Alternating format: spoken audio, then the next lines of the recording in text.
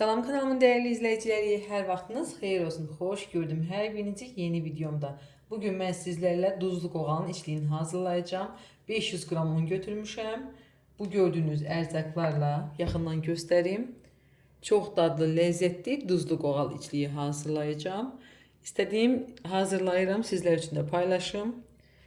Əslində kanalımda var, istədim yeniləyim videonu. Deməli burada 500 qram un var. Bu stəkandan 4 stəkan, bir də 2 xörək qaşığı əlavə etdim, çəkdim. 500 qram undur, yəni belə 4 stəkan dolu deyərdim. Un var burada.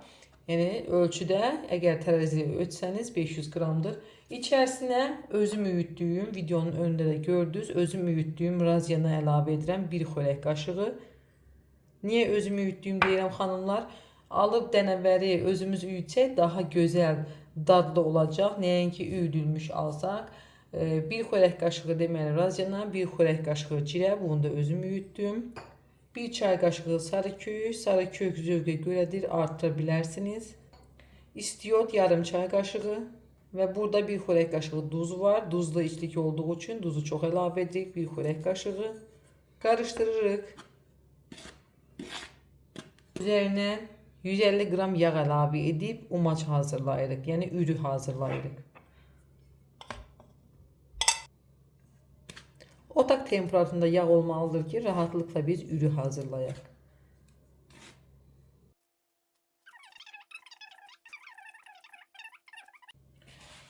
Ürünü hazırladım. Baxın, bu cür olmalıdır. Sıxdığımız zaman belə toparlanmalıdır. O formaya, o kıvama gələnə kimi ürünü hazırlayırıq bu cür. Yine göstərirəm. Baxın, sıxdığımız zaman bu cür qalmalıdır.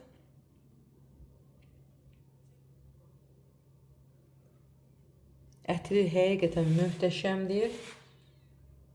Ona görə bayaq qeyd etdim ki, özünüz ədvaları üyütsəniz, içliyin ətri daha gözəl alınacaq. Tava götürdüm. Tavanın içərisinə hazırladığım içliyi əlavə edirəm.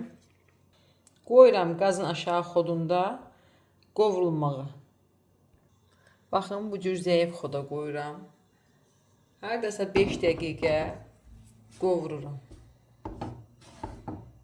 Tava qızdıqdan sonra əlimizi çəkmədən hər tərəfi eyni formada qovrulsun deyənə spatula vasitəsilə qarışdırırıq. Artıq 7 dəqiqədir ki, qovururam, aşağı xodda qovurdum. Artıq hazırdır. Necə hazır olduğunu bilirik xanımlar. Əlimiz vasitəsilə belə baxırıq. Belə xış-xış eləyirsə, demək artıq hazırdır. Qazın altını söndürürəm. Qoyuram kənarda soyusun. Soyduqdan sonra istifadə edirik istədiyimiz zaman.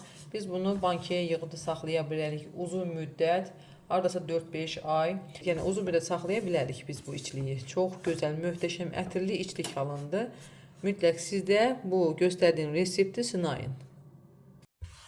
Baxın, bu rəngdə olur. Hazırdır, bankaya yığıb qoyuram soyuducuya.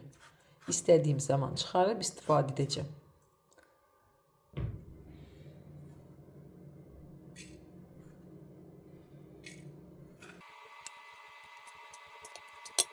İçliyimiz hazırdır.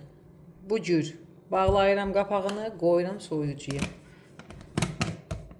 Amma tam soymalıdır. Tam soyduqdan sonra yığırıq, qapağını bağlayırıq, qoyuruq.